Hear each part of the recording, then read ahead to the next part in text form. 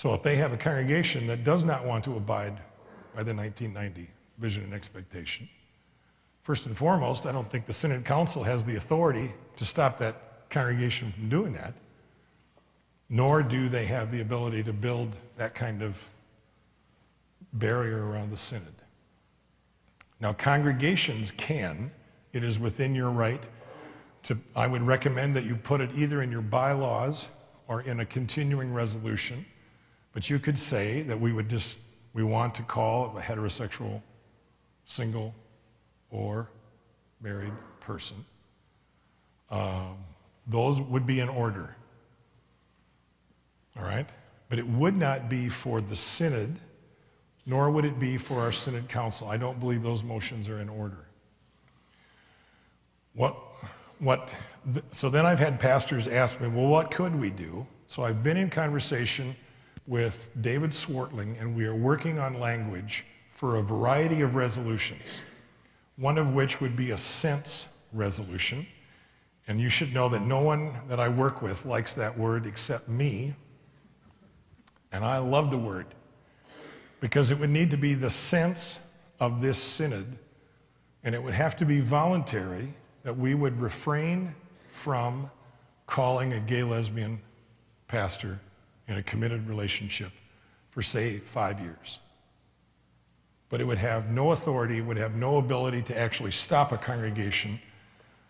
But I think within the next couple of days, we will have language that would be constitutional and that we could debate as a South Dakota Synod.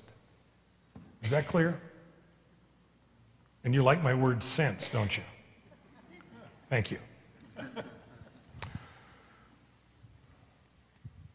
All right, the other parts, if you want to bring a resolution to reconsider,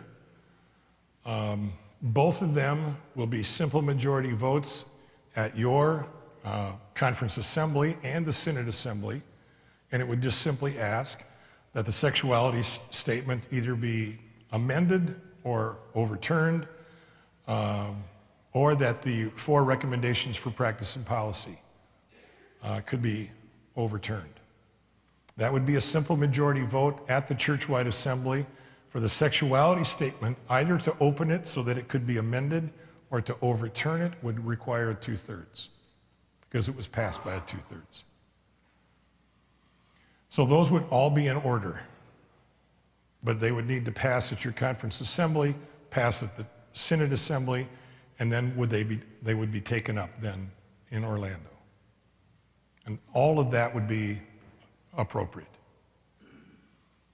The only other piece you need to know, and I'm not trying to out the Churchwide Council, but they believe, and I think they're right, that they've had the right to modify the vision and expectation and the guidelines for discipline all along.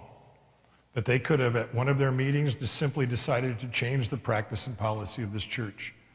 Those 2 documents were never voted on by a Churchwide Assembly.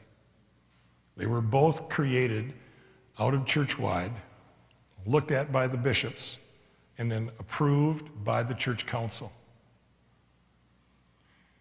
So, if you wanted to change the 4 recommendations, I would believe that there would need to be something inside of that resolution to change those where you would also need to direct the Church Council not to overrule the Churchwide Assembly.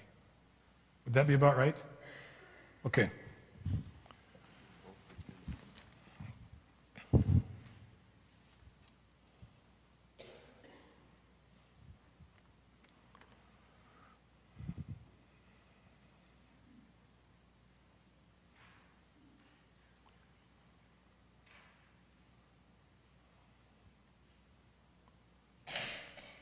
Okay.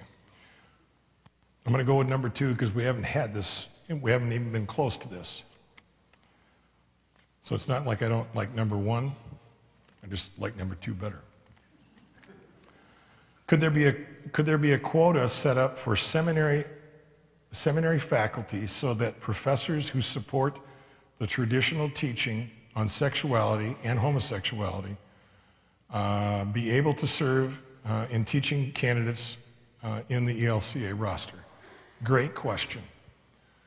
The answer, we've already met with the seminary presidents. We had a whole day with them, and this was the primary topic of our conversation, that question right there, both for faculty and also for seminarians. I firmly believe that seminary is a place where people need to be tested. You need to get pushed. It is, in fact, a graduate school, and graduate school is a place where you actually learn language for the part that you're in. In other words, for us it would be a theological language, but it also is a place where your ideas, I believe, and your beliefs need to get tested and pushed on. But there also needs to be a way for you to maintain what you believe and not be expelled, unless, of course, you're a heretic. Or, well, if you want to be, say, a Buddhist. I met a Buddhist at seminary. I did. They didn't make it all the way through. So, it is a critical piece, and I believe we have the ability to find ways within our institutions, particularly at Luther and Southern. Southern right now is the most conservative of all the 8 seminaries, by far. And Luther is big enough that there are people of differing positions on any number of topics. As you heard in my sermon tonight, or at least I hope you've heard that, they are very comfortable and have wanted professors to be in disagreement for a long, long time. That has been a tradition at Luther, where they intentionally call professors who don't agree with one another on different topics.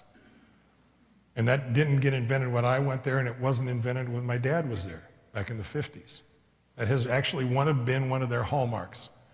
And so I would be very comfortable with saying that Luther will have a way for sure, because it's been part of their tradition. I never got forced by Warren Quanbeck, even when he knew that I didn't agree with him, to leave his class, or that I got a lower grade because I didn't agree with Dr. Quanbeck. Does that make sense? I think it's built in to certainly that institution that I know the best. So